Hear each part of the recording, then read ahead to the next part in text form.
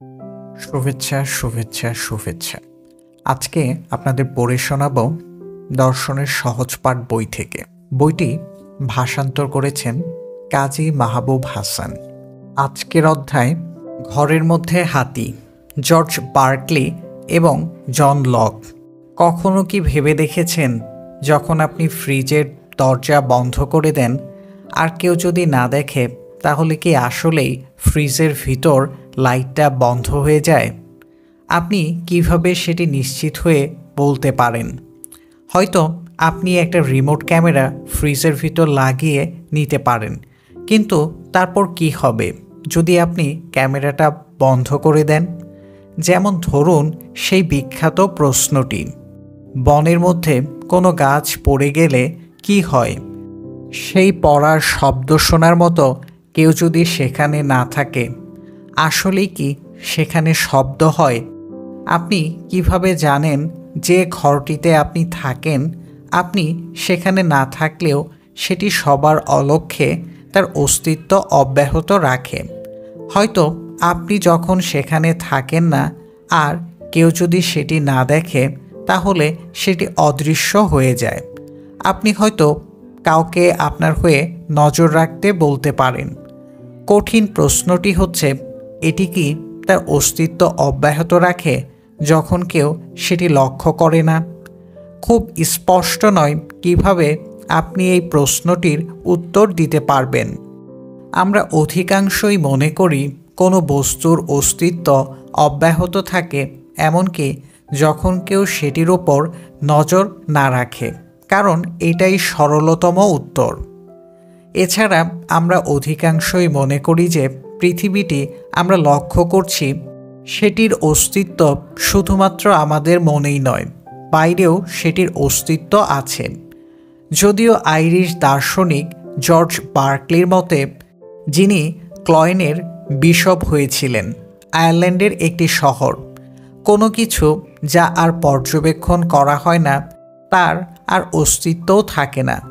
যেমন যদি কোনো মন প্রত্যক্ষভাবে সচেতন না থাকে, যে বইটা আপনি পড়ছেন সেটির আর কোনো অস্তিত্ব থাকে না।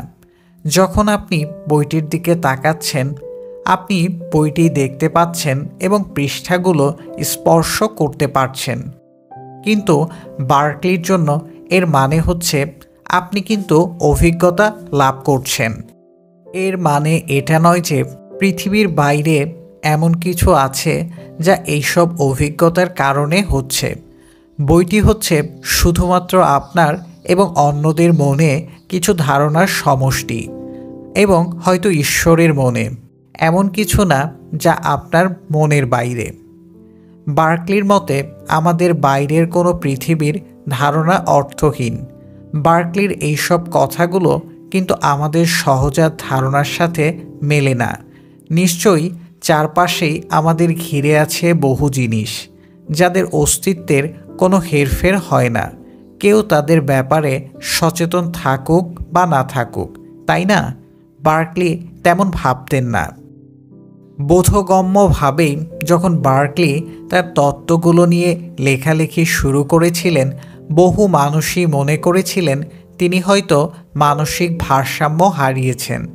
বাস্তবিকভাবেই কেবল তার মৃত্যুর পরে তার ধারণাগুলোকে গুরুত্ব দিয়ে ভেবেছিলেন দার্শনিকরা, এবং তারা বুঝতে পেরেছিলেন তিনি আসলে কি করার চেষ্টা করেছিলেন। তার সমসাময়িক বিখ্যাত স্যামুয়েল জনসন যখন বার্কলির তত্ত্ব সম্বন্ধে শুনেছিলেন, তিনি রাস্তায় একটা পাথরকে জোরে লাথি মেরে ঘোষণা দিয়েছিলেন, আমি এভাবেই এটি ভুল প্রমাণ করলাম। জনসনের মূল কথাটি ছিল, অবশ্যই নানা জিনিসের অস্তিত্ব আছে এবং শুধুমাত্র ধারণা বা আইডিয়া দিয়ে তারা তৈরি না। সুতরাং বার্কলি অবশ্যই ভুল। কিন্তু বার্কলির বুদ্ধিমত্তার পরিমাণ নিয়ে জনসন যতটা ধারণা করেছিলেন, তিনি তার চেয়েও বুদ্ধিমান ছিলেন। আপনার পায়ে পাথরের শক্ত ঘনত্ব অনুভব করলেই সেটি জড় উপাদানগুলোর অস্তিত্ব প্রমাণ করে না, শুধুমাত্র শক্ত পাথরের ধারণার অস্তিত্ব ছাড়া। শুধুমাত্র বার্কলির জন্য আমরা যাকে পাথর বলছি, সেটি অনুভূতির জন্ম দেয়া তাছাড়া আর কিছুই নয়। সত্যিকারের বাস্তব কোনো পাথর নেই যা আমাদের পায়ের ব্যথার অনুভূতির কারণ হচ্ছে। আসলেই আমাদের যা ধারণাগুলো আছে তার বাইরে কোনো বাস্তবতা নেই। বার্কলিকে মাঝে মাঝে বর্ণনা দেওয়া হয় একজন আইডিয়ালিস্ট হিসাবে এবং কখনো ইমম্যাটেরিয়ালিস্ট হিসাবে। তিনি আইডিয়ালিস্ট কারণ তিনি বিশ্বাস করেন শুধুমাত্র আইডিয়া বা ধারণার অস্তিত্ব আছে, আর তিনি ইমম্যাটেরিয়ালিস্ট কারণ তিনি বাস্তব জড় পদার্থের অস্তিত্ব অস্বীকার করেছিলেন। এই বইতে আলোচনা করা হয়েছে এমন বহু দার্শনিকের মতোই তিনি আমরা যা দেখি আর বাস্তবতার মধ্যে সম্পর্ক দেখে বিস্মিত হয়েছিলেন। অধিকাংশ দার্শনিকরা তিনি বিশ্বাস করতেন এই সম্পর্কের ব্যাপারে ভুল সিদ্ধান্তে উপনীত হয়েছেন। বিশেষ করে তিনি যুক্তি দিয়েছিলেন এই পৃথিবীর সাথে আমাদের চিন্তাগুলো কিভাবে সম্পর্কযুক্ত সে ব্যাপারে জন লক ভুল বলেছেন। লকের ধারণাগুলোর সাথে বার্কলির ধারণাগুলোর তুলনা করলে আমরা বার্কলির দৃষ্টিভঙ্গি সহজেই বুঝতে পারব। জন লক ভাবতেন আপনি যদি কোনো হাতির দিকে তাকান আপনি হাতিটিকে দেখতে পাচ্ছেন না, যাকে আপনি হাতি হিসেবে ভাবছেন সেটি আসলে একটা রিপ্রেজেন্টেশন বা প্রতিনিধি। লক যা দাবি করেছিলেন আপনার মনের একটি ধারণার প্রতিফলন হিসাবে, অনেকটা একটা হাতির ছবি বা ইমেজের মতো। লক আইডিয়া শব্দটি ব্যবহার করেছিলেন সেই সব কিছু বোঝাতে যা আমাদের পক্ষে ভাবা কিংবা ইন্দ্রিয় দ্বারা অনুভব করা সম্ভব হতে পারে। আপনি যদি কোনো ধূসর হাতি দেখেন তার ধূসরত্ব শুধুমাত্র এমন কিছু না যা হাতিটির মধ্যে আছে, কারণ ভিন্ন আলোতে এটিকে দেখতে ভিন্ন রকম মনে হয়। এই ধূসরত্বকে লক বলেছিলেন সেকেন্ডারি কোয়ালিটি। এটি তৈরি হয় হাতির কিছু বৈশিষ্ট্য এবং আমাদের ইন্দ্রিয়গুলোর সংমিশ্রণে। এই ক্ষেত্রে আমাদের চোখ, হাতির চামড়ার রং আর চামড়ার বৈশিষ্ট্য, এর মলের গন্ধ সব কিছুই এর আনুষাঙ্গিক গুণাবলী বা সেকেন্ডারি কোয়ালিটি। প্রাথমিক গুণাবলী যেমন কোনো কিছুর আকার আকৃতি, লকের মতে পৃথিবীর সব কিছুর সত্যিকার বৈশিষ্ট্য। প্রাথমিক গুণাবলীগুলোর ধারণাগুলো সেই সব জিনিসগুলোরই সদৃশ। আপনি যদি বর্গাকার কোনো কিছু দেখেন তাহলে সত্যিকারের যে জিনিসটি আপনার মনে ধারণার জন্ম দেবে সেটিও বর্গাকার হবে। কিন্তু আপনি যদি একটি লাল বর্গাকার কিছু দেখেন, বাস্তব পৃথিবীর সেই সত্যিকারের জিনিসটি যা আপনি দেখতে পাচ্ছেন সেটি লাল নয়। সত্যিকারের জিনিসটি রঙহীন। রঙের অনুভূতি লক বিশ্বাস করতেন সৃষ্টি করে আসলে বস্তুটির আণুবীক্ষণিক গঠন এবং আমাদের দৃষ্টি ক্ষমতার সম্মিলন। এখানে একটি গুরুত্বপূর্ণ সমস্যা আছে। যদিও লক বিশ্বাস করেন যে আসলে আমাদের বাইরে একটি জগৎ আছে, সেই জগৎটিকে বিজ্ঞানীরা চেষ্টা করেন ব্যাখ্যা করতে, কিন্তু লক দাবি করতেন আমরা শুধুমাত্র সেটি করতে পারি পরোক্ষভাবে। তিনি ছিলেন রিয়েলিস্ট বা বাস্তববাদী। তিনি সত্যিকারের একটি পৃথিবীর অস্তিত্বে বিশ্বাস করতেন এবং এই বাস্তব পৃথিবীটি তার অস্তিত্ব অব্যাহত রাখে এমনকি যখন কেউই সেটির সম্বন্ধে সচেতন নাও থাকে। লকের কাছে সমস্যা হচ্ছে সেই পৃথিবীটা কেমন সেটি জানা। তিনি মনে করতেন যে প্রাথমিক গুণাবলী সংক্রান্ত আমাদের ধারণাগুলোর, যেমন কোনো কিছুর আকার আকৃতি, বাস্তব কোনো কিছুর সম্বন্ধে একটি ভালো চিত্র দেয়, কিন্তু কিভাবে সেটি তার পক্ষে বলা সম্ভব হতে পারে। একজন এমপিরিসিস্ট হিসেবে তিনি বিশ্বাস করেন আমাদের সব জ্ঞানের উৎস হচ্ছে আমাদের অভিজ্ঞতা। তার কাছে ভালো প্রমাণ থাকা উচিত তার দাবির পক্ষে যে প্রাথমিক গুণাবলীগুলো আসলেই বাস্তব পৃথিবীর সদৃশ, কিন্তু তার তত্ত্ব ব্যাখ্যা করেনি সত্যিকারের পৃথিবী কেমন সেটি তিনি কিভাবে জানতে পারেন, কারণ আমরা সেখানে গিয়ে সেটি যাচাই করতে পারি না। তিনি কিভাবে নিশ্চিত হবেন প্রাথমিক গুণাবলীগুলোর ধারণাগুলো, যেমন আকার আকৃতি বাইরের সত্যিকার পৃথিবীর গুণাবলীর সদৃশ। বার্কলির দাবিটি বরং সঙ্গতিপূর্ণ বেশি। লকের ব্যতিক্রম, তিনি ভাবতেন যে আমরা সরাসরি পৃথিবীটাকে অনুভব করি। এর কারণ পৃথিবী আর কিছুই না ধারণা ছাড়া। সমস্ত অভিজ্ঞতায় যা আছে এটা ততটুকুই। অন্যভাবে বললে পৃথিবী এবং এর মধ্যে বিদ্যমান সব কিছুরই অস্তিত্ব আছে শুধু মানুষের মনে। যা কিছু আপনি অভিজ্ঞতালব্ধ হন এবং ভাবেন, একটি চেয়ার অথবা একটি টেবিল, 3 সংখ্যাটি ইত্যাদি, সব কিছুই বার্কলি মনে করেন অস্তিত্বশীল শুধু আমাদের মনে। কোনো একটি বস্তু হচ্ছে ধারণার সমষ্টি, যা আপনি এবং অন্য মানুষরা সেটি সম্বন্ধে ভাবেন।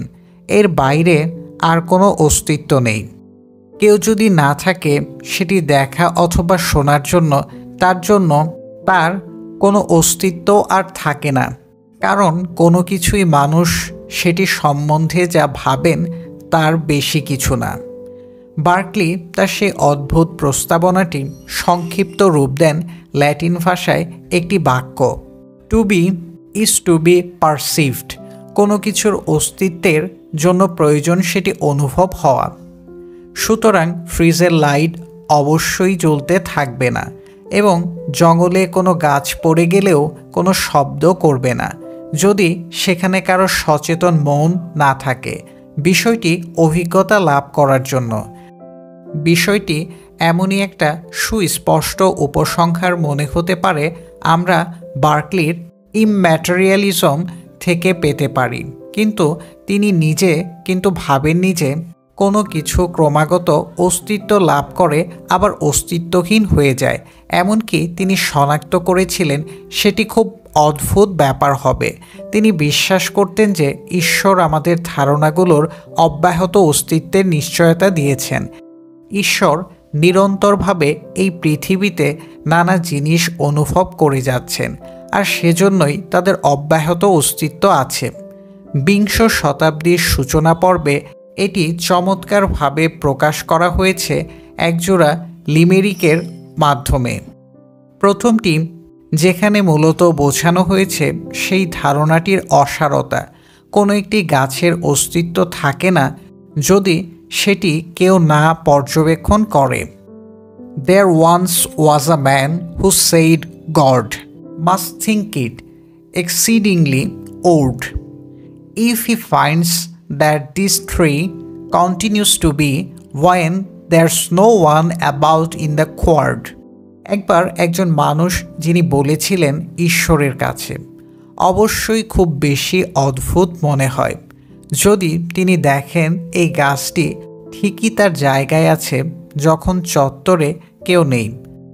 অক্সফোর্ড কলেজে ঘাসের চত্বর, কোয়ার্ট বলা হয়। বেশ ভালোভাবেই বার্কলির ধারণাটিকে ব্যাখ্যা করেছে। তার তত্ত্বের কঠিনতম বিষয় যা মানতে কষ্ট হয় সেটি হচ্ছে কোনো একটি গাছের অস্তিত্ব থাকবে না যদি কেউ সেটির অস্তিত্ব সম্পর্কে অভিজ্ঞতা লাভ না করে, কেউ যদি না দেখে।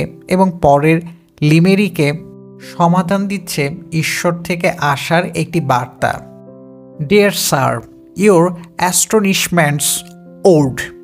I am always about in the court, and that's why the tree will continue to be since observed by yours faithfully God. প্রিয় মহোদয়, আপনার বিষয়টি অদ্ভুত। আমি সবসময় চত্বরে উপস্থিত, আর সে কারণে গাছটি তার জায়গায় স্থির থাকবে, কারণ সেটি পর্যবেক্ষণ করছে আপনার একান্ত বিনীত ঈশ্বর। যদিও বার্কলির জন্য একটি সুস্পষ্ট সমস্যা হচ্ছে ব্যাখ্যা করা কিভাবে আমরা কখনোই কোনো বিষয়ে ভ্রান্ত হতে পারি যদি আমাদের শুধু ধারণাই থাকে এবং তার বাইরে কোনো জগৎ না থাকে। আমরা কিভাবে সত্যিকারের কোনো বস্তুর সাথে চোখের বিভ্রমকে আলাদা করতে পারি? তার উত্তর ছিল অভিজ্ঞতার পার্থক্য দিয়ে। যাকে আমরা বাস্তব বলছি আর যাকে বিভ্রম বলছি, এই দুই অভিজ্ঞতার মধ্যে পার্থক্য হচ্ছে যখন আমরা বাস্তব সম্পর্কে অভিজ্ঞতা লাভ করি, আমাদের ধারণাগুলো পরস্পর বিরোধী হয় না। যেমন, যদি আপনি কোনো পানির উপর একটি দাঁড়কে নৌকার বের হয়ে আসতে দেখেন, এটি দেখতে হয়তো বাঁকা মনে হবে, যেখানে এটি পানির উপরে ভেসে উঠেছে। লকের মতো রিয়েলিস্টদের মতে সত্যিটি হচ্ছে দাঁড়টি সোজাই হবে, এটি শুধুমাত্র দেখতে বাঁকা লাগছে। বার্কলির মতে আমাদের বাঁকা দাঁড় সংক্রান্ত একটি ধারণা আছে, কিন্তু আমরা যদি পানিতে হাত ডুবিয়ে এটিকে স্পর্শ করি, সেই ধারণার সাথে এটি বিরুদ্ধে অবস্থান নেয়। আমরা তখন এটি সোজাই অনুভব করি। বার্কলি অবশ্য তার সব সময় কাটাননি শুধুমাত্র ইমম্যাটেরিয়ালিজম সমর্থন করে। তার জীবনে অবশ্যই এর বাইরেও বেশ কিছু ছিল। খুব সামাজিক এবং আলাপী মানুষ ছিলেন তিনি। তার কাছের বন্ধু ছিলেন গ্যালিভার্স ট্রাভেলসের লেখক জোনাথন সুইফট। তার জীবনের শেষ দিকে তিনি একটি উচ্চাকাঙ্ক্ষী পরিকল্পনাও হাতে নিয়েছিলেন। বারমুডা দ্বীপে একটি কলেজ প্রতিষ্ঠা করার ইচ্ছা, সেটি সফল হয়নি। তবে তার মৃত্যুর পর তার নামে আমেরিকার পশ্চিম উপকূলে ক্যালিফোর্নিয়াতে প্রতিষ্ঠা হয়েছিল একটি বিশ্ববিদ্যালয়। আমেরিকাকে নিয়ে তার লেখা একটি কবিতা, যার একটি পঙ্কুক্তি westward the course of empire takes its way, অনুপ্রাণিত করেছিল এর এক প্রতিষ্ঠাতাকে। হয়তো বার্কলির ইমম্যাটেরিয়ালিজমের আরও অদ্ভুত ছিল তার শেষ জীবনের অন্য বিচিত্র আগ্রহগুলো, যেমন টার ওয়াটারের স্বাস্থ্যগুণ নিয়ে তার প্রচারণা। টার ওয়াটার, পাইন কাঠের পোড়ানোর পর বের হয়ে আসা তেল, পাইন, টার ও পানির মিশ্রণ। আমেরিকার লোক চিকিৎসায় ব্যবহৃত হওয়া ঔষধটিকে মনে করা হতো সর্বরোগের নিরাময়কারী। তিনি এমনকি এর গুণগান করে দীর্ঘ কবিতাও লিখেছিলেন। যদিও সেই সময়ে টার ওয়াটার জনপ্রিয় ছিল, এমনকি বেশ কিছু অসুখে নিরাময় করতেও সক্ষম হয়েছিল এর মৃদু রোগ জীবাণুনাশক বৈশিষ্ট্যের জন্য, কিন্তু বর্তমানে আর এটি জনপ্রিয় নয়। বার্কলির আইডিয়ালিজমও তেমন কোনো প্রভাব ফেলতে পারেনি।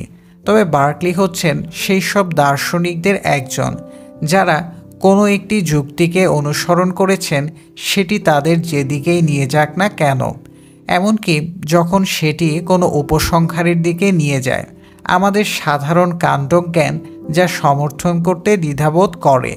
যাই হোক, খুব কম দার্শনিকই বার্কলির ধারণা সহ্য করেছেন।